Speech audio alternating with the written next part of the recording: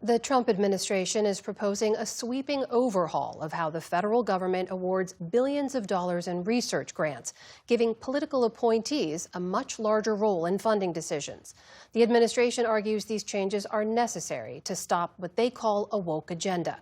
But researchers across many fields say this could allow the administration to effectively limit and exert more control over critical scientific research. Our William Brangham has more. Now, these proposed changes, which were put out by the Office of Management and Budget, or OMB, call for new criteria to review grants, including no funding or promoting of diversity, equity, or inclusion. Projects must, quote, demonstrably advance the president's policy priorities. And in a major change, political appointees, not necessarily subject matter experts, would be required to give the final okay before money is awarded. For more on all this, we are joined by McLean. He is the former chief scientist at the National Oceanic and Atmospheric Administration, where he oversaw grants and awards flowing through that agency. Craig, thank you so much for being here. You are part of this organization called Stand Up for Science that is pushing back against this change. Help us understand why this would make a difference, because to some people, they might think these are relatively minor changes. Putting a different person at the top of the decision-making chain doesn't seem like such a huge shift. Why is this so troubling to you? It's remarkably troubling because, first off, the Trump administration has already demonstrated its ability in the past to displace scientific judgment with their own political pronouncements. One of them is climate change, believing that it doesn't exist when, in fact, the evidence is conclusive that climate change is real, humans are causing it. So this is an administration that is quite ready to displace scientific truths for their own convenient interpretation.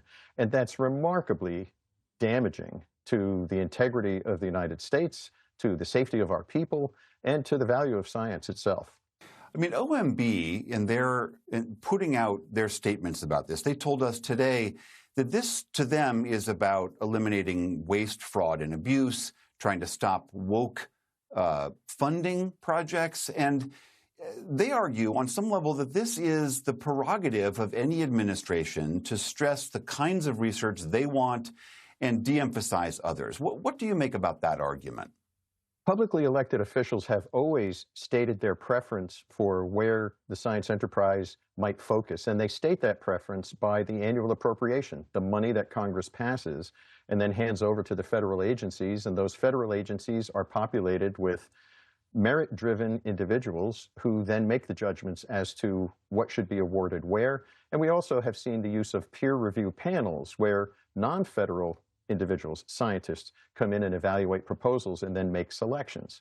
So what we're doing here that's very different is we're asking political appointees who often do not have the credibility or experience in the positions that they're in to be making those judgments instead of the people who have spent their entire careers in a position to gain the knowledge and experience as to what's the best investment scientifically. I do not want a political appointee making the decisions as to not only what science will we pursue, but what that scientific outcome is. And the Trump administration has repeatedly demonstrated they don't understand science, they don't believe in much of the science, health or climate and other subjects. And putting people like that in the control seat to determine what the scientific answer is unconscionable. This is not just about climate work. This is across all of government. And OMB argues that they specifically want to eliminate any DEI grant making that is going on. What is your sense as to what the impact of that elimination would be? It would narrow the field of participants. I think the Trump administration has a very sensitive tripwire that if anyone who doesn't look like their perceived majority of white males winds up in a position of responsibility or an advantage or as a financial recipient awardee, that there must be some other reason than their skill and abilities to have found themselves in such a place. And they're doing it aggressively because I think the National Science Foundation, among other agencies, had a very proud and aggressive stance to try and open and widen the aperture of participation of all Americans with appropriate scientific credentials. I just want to read you a statement that OMB gave us today about the rationale for this. They write, quote, federal grants were already politicized by the last administration to promote a far-left DEI agenda. Funding went to projects like drag shows in Ecuador and transgender experiments on mice. That ends now. With this new rule, the Trump administration will bring much-needed transparency to the grant-making process and ensure taxpayer dollars are spent wisely. I should say researchers have pushed back quite hard on this assertion that there was any research trying to turn mice transgender. But to their larger argument, they are saying this is a corrective, a needed corrective. What do you say to that? I don't see this as a correction. I see this as a regression or a degradation of standards that were advanced to make science more open and available to everyone. The fact that they don't understand what those experiments were like is, number one, disappointing, but number two, if that's the best answer they could come up with, it reveals that they don't understand science, because that's not what those experiments were. There were no transgender mice.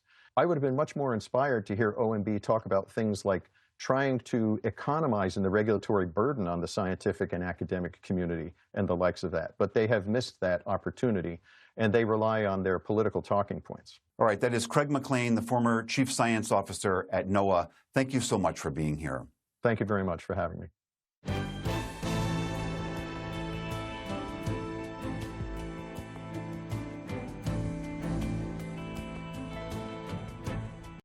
Support journalism you trust. Support PBS News. Donate now, or even better, start a monthly contribution today.